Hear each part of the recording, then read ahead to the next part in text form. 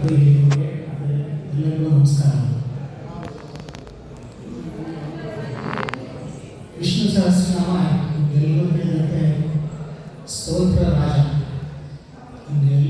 ಪ್ರತಿ ನಮ್ಮ ಹಿಂದೂ ಧರ್ಮದಲ್ಲಿ ಎಲ್ಲ ದೇವರುಗಳಿಗೂ ಸ್ತೋತ್ರಗಳಿದೆ. ಆದರೆ ಸ್ತೋತ್ರ ರಾಜ ಸಹಸ್ರನಾಮ ಅಂದರೆ ವಿಷ್ಣು ಸಹಸ್ರನಾಮ. ಭಾರತವು ಸರ್ವಶಾಸ್ತ್ರೇಶು ಅಂತ ಇದೆ. ನಮ್ಮ ಸಕಲ ವೇದಗಳ ಸಾರ ಸರ್ವಸ್ವ ಮಹಾಭಾರತ.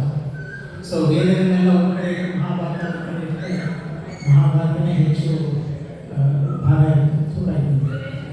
ಸೊ ಪಂಚಮ ವೇದ ಅಂತ ಹೇಳಿದೆ. ಮಹಾಭಾರತದಲ್ಲಿ 2 ಕ್ರೌನ್ ಜ್ಯುವೆಲ್ಸ್, ಭಗವದ್ಗೀತೆ ಮತ್ತು ವಿಷ್ಣು ಸಹಸ್ರನಾಮ. ಮಹಾಭಾರತದಲ್ಲಿ 1,00,000 ಶ್ಲೋಕಗಳು. ಆದರೆ ಈ ನಮ್ಮ ಮಾಡರ್ನ್ ಏಜಲ್ಲಿ ಯಾರಿಗೂ 1,00,000 ಶ್ಲೋಕಗಳು ಓದೋದಿಲ್ಲ. ಸೊ ಈ ಮಹಾಭಾರತದಲ್ಲಿ 3 ರೀತಿ ನಾವು ಇಂಟರ್ಪ್ರೆಟ್ ಮಾಡ್ಬೋದು. ಒಂದು ಐತಿಹಾಸಿಕವಾಗಿ, ಪಾಂಡವರಿದ್ದರು, ಕೌರವರಿದ್ದರು, 5,000 ವರ್ಷದಿಂದ ಮಧ್ಯೆ ಯುದ್ಧ ಆಯಿತು, ಅದು ಐತಿಹಾಸಿಕವಾಗಿ. ಎರಡನೇದು ಸೈಕಲಾಜಿಕಲ್ ಇಂಟರ್ಪ್ರಿಟೇಷನ್. ಸೊ ಮುಖ್ಯವಾಗಿ ಸೈಕಲಾಜಿಕಲ್ ಇಂಟರ್ಪ್ರಿಟೇಷನ್ ನಮ್ಮ ಭಗವದ್ಗೀತೆ.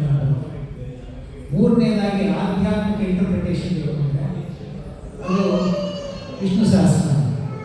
ಸೊ ಇಡೀ ಸಾರ ಸರ್ವಸ್ವ ಸಮ್ಮರಿ ಅಂದರೆ ಹರಿಸರ್ವೋತ್ತಮ ವಾಯುಜೀವೋತ್ತಮ. ಅದೇನೇ ಮಹಾಭಾರತ ಸಮ್ಮರಿ, ನಮ್ಮ ಎಲ್ಲ ವೇದಗಳ ಸಮ್ಮರಿ. ಈ ವಿಷ್ಣು ಸಹಸ್ರನಾಮ ಅದಕ್ಕೆ ಸಮ್ ಬ್ಯಾಕ್ಗ್ರೌಂಡ್ ಏನು ಅಂದರೆ, ನಮ್ಮ ವೇದಗಳಲ್ಲಿ ಬೃಹತಿ ಸಹಸ್ರ ಅಂತ ಇದೆ. ಅದು ಸುಮಾರು 1,000 ಶ್ಲೋಕಗಳು. ಪ್ರತಿದಿನ ಅಂದರೆ ಹಿಂದಿನ ಕಾಲದಲ್ಲಿ ಪ್ರತಿದಿನ ಬೃಹತಿ ಸಹಸ್ರ 1,000 ಶ್ಲೋಕಗಳು ಹೇಳಿ ಅವರು ಮುಂದಿನ ದಿನಚರಿ ಮಾಡ್ತಾರೆ. ಅದು ಸುಮಾರು 4-5 ಗಂಟೆ ಕಾಲ ಆಗುತ್ತೆ. ಆದರೆ ಈಗಿನ ಜನರಿಗೆ ನಮಗೆ ಸಮಯ ಇಲ್ಲ. ಸೊ ಪ್ರತಿ ಒಂದು ಶ್ಲೋಕಕ್ಕೂ 36 ಅಕ್ಷರಗಳಿವೆ. ಅನುಷ್ಠುಪ್ ಛಂದಸ್ಸು 36 ಅಕ್ಷರ. ಸೊ 36 ಅಕ್ಷರಗಳಿಂದ ಇದು ಸಂಖ್ಯಾಶಾಸ್ತ್ರ. ವಿಷ್ಣು ಸಹಸ್ರನಾಮ ಸಂಖ್ಯಾಶಾಸ್ತ್ರ ಏನು? 36,000 ಅಕ್ಷರಗಳು ಬೃಹತಿ ಸಹಸ್ರದಲ್ಲಿ. ನಮಗೆ ಎಲ್ಲ ತಿಳಿದಂತೆ ಪ್ರತಿ ಅಕ್ಷರ ಸಂಸ್ಕೃತದಲ್ಲಿ ಒಂದು ಸ್ವರ ಮತ್ತು ವ್ಯಂಜನ. ಸೊ 2 ಸೇರಿದ 36,000 72,000. ನಮ್ಮ ದೇಹದಲ್ಲಿ 72,000 ನಾಡಿಗಳಿವೆ. ಬಲಭಾಗದಲ್ಲಿ 36,000 ನಾಡಿ, ಎಡಭಾಗದಲ್ಲಿ 36,000 ನಾಡಿ. ಅಂದರೆ ನಿಮಗೆಲ್ಲ ತಿಳಿದಿರ್ಬೋದು, ಇಡ, ಪಿಂಗಳ ಮತ್ತು ಸುಷುಮ್ನ ನಾಡಿ ಮಧ್ಯದಲ್ಲಿ. ಆದರೆ 72,000 ನಾಡಿಗಳು. ಸೊ ಈ 72,000 ಅಕ್ಷರಗಳು ಬೃಹತಿ ಸಹಸ್ರ. ಈ 72,000 ನಾಡಿಗಳ ಚಾರ್ಜ್ ಮಾಡಬೇಕು. ಒಂದ್ಸರಿ ಅದನ್ನು ಪಠನೆ ಮಾಡಿದ್ರೆ ಇದು ಚಾರ್ಜ್ ಮಾಡಬೇಕು. ಸೊ ಆದರೆ ಒಂದೊಂದು ಶ್ಲೋಕಗಳ 1,000 ಶ್ಲೋಕಗಳು ಹೇಳಿ. ಸೊ ವಿಷ್ಣು ಸಹಸ್ರನಾಮದಲ್ಲಿ 1,000 ನಾಮಗಳಿದೆ. ಒಂದೊಂದು ಶ್ಲೋಕನ ಕಂಡೆನ್ಸ್ ಮಾಡಿ, ಒಂದು ವರ್ಡ್ ಕಂಡೆನ್ಸ್ ಮಾಡೋದು ವಿಷ್ಣು ಸಹಸ್ರನಾಮ. ಸೊ ಪ್ರತಿ 1,000 ಶ್ಲೋಕಗಳನ್ನ 1,000 ನಾಮಗಳಿಗೆ ಕಂಡೆನ್ಸ್ ಮಾಡಿದ್ದಾರೆ ವಿಷ್ಣು ಸಹಸ್ರನಾಮ. ಸೊ ಈ ವಿಷ್ಣು ಸಹಸ್ರನಾಮ 1,000 ನಾಮಗಳು ಹೇಳಿದ್ರೆ ನಾವು ಬೃಹತಿ ಸಹಸ್ರ ಎಷ್ಟು ಹೇಳ್ತೀವೋ ಅದೇ ಎಫೆಕ್ಟ್ ಬರುತ್ತೆ ಬಾಡಿಯಲ್ಲಿ. ಇದಕ್ಕೆ ಮನಂಜೆಯವರ ಅವರ ಪ್ರವಚನಗಳಲ್ಲಿ ಸಾಕಷ್ಟು ಉದಾಹರಣೆಗಳು ಕೊಟ್ಟಿದ್ದಾರೆ. ಇಲ್ಲಿ ಅಮೆರಿಕಾದಲ್ಲಿ ಯಾರೋ ಒಬ್ಬ ಮಗಳಿಗೆ ಸ್ಟೇಜ್ 4 ಕ್ಯಾನ್ಸರ್ ಇರ್ತದೆ. ಡಾಕ್ಟ್ರು ಏನೋ ಕೆಲವು ವಾರಗಳಲ್ಲಿ ಆಗ್ಬೋದು ಅಂತ. ಯಾರೋ ಅವ್ರ ಪೇರೆಂಟ್ಸ್ ಇಂಡಿಯಾದಲ್ಲಿ ಇವರು ಮನಂಜೆಯವರು ಯಾವುದೋ ಪ್ರವಚನ ಮಾಡಿ CD ಏನೋ ಸಿಕ್ಕಿ ಅದು ಕೇಳಿ ಆಮೇಲೆ ಅವರು ಬೆಂಗಳೂರಿನಲ್ಲಿ ಪ್ರತಿದಿನ 1 ತಿಂಗಳ ಕಾಲ ಹೇಳ್ತಾರೆ. ಸೊ ಅದು ಮಾಡಿದ್ರಿಂದ ಸುಮಾರು ಅವರಿಗೆ ಸ್ಟೇಜ್ 4 ಕ್ಯಾನ್ಸರ್ ಪೂರ್ತಿ ಇದಾಗ ಗುಣ ಆಗಿ ಎಲ್ಲರಿಗೂ ಆಶ್ಚರ್ಯ ಆಗೋ ರೀತಿ ಗುಣ ಆಗಿದೆ. ಅದು ಒಂದು ಘಟನೆ. ಎರಡನೇದು ಶ್ರೀಮತಿ ಸರಸ್ವತಿ ಅವರು ಆವಾಗಲೇ ಹೇಳಿದರು, ಹೇಗೆ ಒಂದ್ಸರಿ ಅವರು ಮಂಗಳೂರಿನಲ್ಲಿ ಪ್ರವಚನ ಮಾಡ್ತಿದ್ದಾಗ ಹೆಂಗಸರೆಲ್ಲ ಪ್ರಶ್ನೆ ಕೇಳಿದ್ರು, ನಾವು ವಿಷ್ಣು ಸಹಸ್ರನಾಮ ಹೇಳ್ಬೋದಾ? ಹೇಳಿದ್ರೆ ಏನೋ ಪಾಪ ಬರುತ್ತೆ ಅಂತ ಹೇಳ್ತಾ ಇದ್ರು. ಅದಕ್ಕೆ ಸರಸ್ವತಿಯವರು ಹೇಳ್ತಾರೆ, ಖಂಡಿತವಾಗೂ ಹೇಳಿ, ಏನು ಪಾಪ ಅಂದರೂ ನಾನು ತಗೋತೀನಿ ಅಂತ ಹೇಳಿದ್ದಾರೆ. ಓಕೆ. ಆಮೇಲೆ ಮೂರನೇದು ಒಮ್ಮೆ ಅವರು ಡಾಕ್ಟರ್ ಮನಂಜಿಯವರಿಗೆ ಏನೋ ಆರೋಗ್ಯದಲ್ಲಿ ಏನೋ ತೊಂದರೆ ಆಗಿರುತ್ತೆ. ಯಾರೋ ಅವರು ನಮ್ಮ ಈ ರೀತಿ ಜ್ಯೋತಿಷಿಗಳಿದ್ದಾರೆ, ಅವ್ರ ಹತ್ರ ಕರ್ಕೊಂಡು ಏನೋ ಅವರು ಏನೋ ಹೇಳ್ತಾರೆ ಅಂತ ಅವ್ರು ಹೋದ್ರಂತೆ. ಅವ್ರು ಹೇಳಿದ್ರು ಏನೋ ಶನಿ ದೇಶನೋ ಆ ಥರ ಏನೋ ಇದೆ, ನೀವು ಶನಿದೇವ್ರದ್ದು ಇದೆಲ್ಲ ಮಾಡಬೇಕು ಅಂತ. ಅದಕ್ಕೆ ಗೋವಿಂದಾಚಾರ್ಯ ಹೇಳಿದಂತೆ, ನಾನು ವಿಷ್ಣು ಸಹಸ್ರನಾಮ ಹೇಳ್ತೀನಿ, ಅದರಿಂದ ಗುಣ ಆಗೋದ್ರೆ ಆಗಲಿ, ಇಲ್ಲಾಂದರೆ ಏನಾದರೂ ನಾನು ತಡ್ಕೊತೀನಿ ಅಂತ. ಅಂದರೆ ನಮಗೆ ಗೊತ್ತಿದೆ ಸಕಲ ಗ್ರಹಗಳನ್ನೇ ಸರಸಿದ ಅಂಶ, ಎಲ್ಲ ಗ್ರಹಗಳನ್ನು ಕಂಡುಕೊಂಡು ಮಾಡೋದು ಪರಮಾತ್ಮ.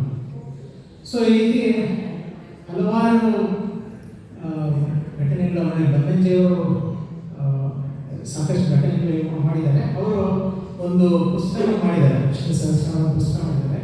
ಆಮೇಲೆ ನಾನು ತಿಳಿದಂತೆ ಇದು ಪರಿಮಾಣ ಸ್ವಾಮಿಗಳು 3 ವಾಲ್ಯೂಮ್ ಪುಸ್ತಕ ಮಾಡಿದ್ದಾರೆ ವಿಷ್ಣು ಸಹಸ್ರನಾಮ. ಅದನ್ನು ಐ ಥಿಂಕ್ ಅವರು ಕಂಪೈಲ್ ಮಾಡಿದ್ದು ಗೋವಿಂದಾಚಾರ್ಯರು ಇದು ಮಾಡಿದ್ದಾರೆ. ಆಮೇಲೆ ಸಂಕ್ಷಿಪ್ತವಾಗಿ ವಿಷ್ಣು ಸಹಸ್ರನಾಮದ್ದು ಯಾಕೆ ಹೇಳಬೇಕಾಯ್ತು ಅಂತ, ಈ ಯುದ್ಧ ಎಲ್ಲ ಮಹಾಭಾರತದ ಯುದ್ಧ ಮುಗಿದ್ಮೇಲೆ ಯುಧಿಷ್ಠಿರ ಅವರೆಲ್ಲ ಒಂಥರ ಖುಷಿಯಾಗಿದ್ದಾರೆ. ಆದರೆ ಕೃಷ್ಣ ಮಾತ್ರ ಒಂಥರ ಕೋಪ ಮಾಡ್ಕೊಂಡಿದ್ದಂತೆ. ಯಾಕೆ ಅಂತ ಕೇಳಿದ್ರೆ, ಅವಾಗ ಕೃಷ್ಣ ಹೇಳಿದಂತೆ, ನೀವು ಸೂರ್ಯ ಹುಡುಕ್ತಾ ಇದ್ದಾನೆ, ಆದರೂ ನೀವೆಲ್ಲ ಏನು ಖುಷಿಯಾಗಿದ್ದೀರಾ? ಇವ್ರಿಗೇನೋ ಅರ್ಥ ಆಗಲಿಲ್ಲ, ಇದೇನೋ ಹುಡುಕ್ತಾರ ಮಾತಾಡ್ತಾ ಇದ್ದಾರೆ. ಇಲ್ಲಿ ಸೂರ್ಯ ಅಂದರೆ ಭೀಷ್ಮ ಪಿತಾಮಹ, ಅವರಿಗೆ ಇದ್ದಂಥ ಜ್ಞಾನ ಉಳಿಸ್ಬೇಕು, ಅವ್ರಿಗೆ ಇದ್ದಿದ್ದ ಜ್ಞಾನನ ನಿಮ್ಮ ಮೊಮ್ಮಕ್ಕಳಿಗೆಲ್ಲ ಇದು ಮಾಡಬೇಕು ಅಂತ ಹೇಳಿದಂತೆ. ಅವಾಗ ಯುಧಿಷ್ಠಿರ ಬಂದು ಅವರಿಗೆ ಭೀಷ್ಮ ಉಪದೇಶ ಮಾಡಿದ್ರು. ಸೊ ಈ ರೀತಿ ಹಲವಾರು ಘಟನೆಗಳು ನಾವು ವಿಷ್ಣು ಸಹಸ್ರನಾಮ ಬಗ್ಗೆ ಹೇಳ್ಬೋದು. ನಿಮಗೆಲ್ಲ ತಿಳಿದಂಗೆ ನಾನು ಹೇಳಿದ್ದು ವೇದಗಳ ಸಾರ ಮಹಾಭಾರತ, ಮಹಾಭಾರತ ಸಾರ ಭಗವದ್ಗೀತೆ ಮತ್ತು ವಿಷ್ಣು ಸಹಸ್ರನಾಮ. ಭಗವದ್ಗೀತೆ ತಗೊಂಡ್ರೆ ಒಂದು 15ನೇ ಅಧ್ಯಾಯ, ಅದರೊಳಗೆ ಸ್ಪೆಷಲಿ ಕೊನೆ 4-5 ಶ್ಲೋಕಗಳು ಬರ್ತಾರೆ. ಕಾಮ ಪುರುಷ ಬಗ್ಗೆ ಅದರ ಸಂಗ್ರಹ ಪೂರ್ತಿ ಇದು ಬರುತ್ತೆ. ಆಮೇಲೆ ವಿಷ್ಣು ಸಹಸ್ರನಾಮ 107 ಶ್ಲೋಕಗಳಿವೆ. ಅಂದರೆ ಸುಮಾರು 12-15 ನಿಮಿಷ ಆಗುತ್ತೆ. ಆದರೆ ಈಗಿನ ಮಾಡರ್ನ್ ಜೆಟ್ಟೇಜ್ನಲ್ಲಿ ಇವತ್ತು ಕೆಲವರಿಗೆ ಈ 12 ನಿಮಿಷನೂ ಸಮಯ ಇರಲ್ಲ. ಸೊ ಅದು ಇದ್ದಾಗ ನಿಮಗೆ ವಿಷ್ಣು ಸಹಸ್ರನಾಮದಲ್ಲಿ ಬರುತ್ತೆ. ಪಾರ್ವತಿ ಕೇಳ್ತಾರೆ ಶಿವನ, ಈ ಕೇನೋಪಾಯ ನಿರೋಧನ ವಿಷ್ಣುವ ನಾಮ ಸಹಸ್ರ ಪಠ್ಯತೆ ಪಂಡಿತ ಶ್ರೋತೃ ಮಿಚ್ಛಾಮಿ ಪ್ರಭು. ಈ ಪಂಡಿತರೆಲ್ಲ ಈ 2 ನಿಮಿಷದಲ್ಲಿ ಏನು ಅದರ ಎಫೆಕ್ಟ್ ಎಲ್ಲ ತಗೋತಾರಲ್ಲ, ಹೇಗೆ ಅಂತ ನನಗೆ ತಿಳಿಸುವಂತ ಹೇಳ್ತಾರೆ. ಆವಾಗ ಈಶ್ವರ ಹೇಳ್ತಾನೆ, ಈಗ ನಾವೆಲ್ಲ ಒಟ್ಟಾಗಿ ಹೇಳೋಣ, ಶ್ರೀರಾಮ ರಾಮ ಎಲ್ಲರೂ ಹೋಗ್ತದೆ. ಶ್ರೀರಾಮ ರಾಮ ರಾಮೇತಿ ರಮೇ ರಾಮೇ ಮನೋರಮೆ ಸಹಸ್ರನಾಮ ತತ್ತುಲ್ಯಂ ರಾಮ ನಾಮ ವರಾನನೆ. ಶ್ರೀರಾಮ ರಾಮ ರಾಮೇತಿ ರಮೇ ರಾಮೇ ಮನೋರಮೆ ಸಹಸ್ರನಾಮ ತತ್ತುಲ್ಯಂ ರಾಮ ನಾಮ ವರಾನನೆ. ಶ್ರೀರಾಮ ರಾಮ ರಾಮೇತಿ ರಮೇ ರಾಮೇ ಮನೋರಮೆ ಸಹಸ್ರನಾಮ ತತ್ತುಲ್ಯಂ ರಾಮ ನಾಮ ವರಾನನೆ.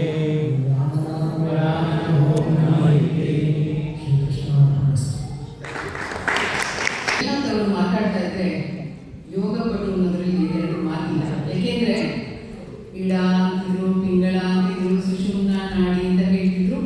ಅವರು ನಮಗೆಲ್ಲ ಯೋಗ ಕಲಿಸ್ಕೊಟ್ಟಿದ್ದಾರೆ.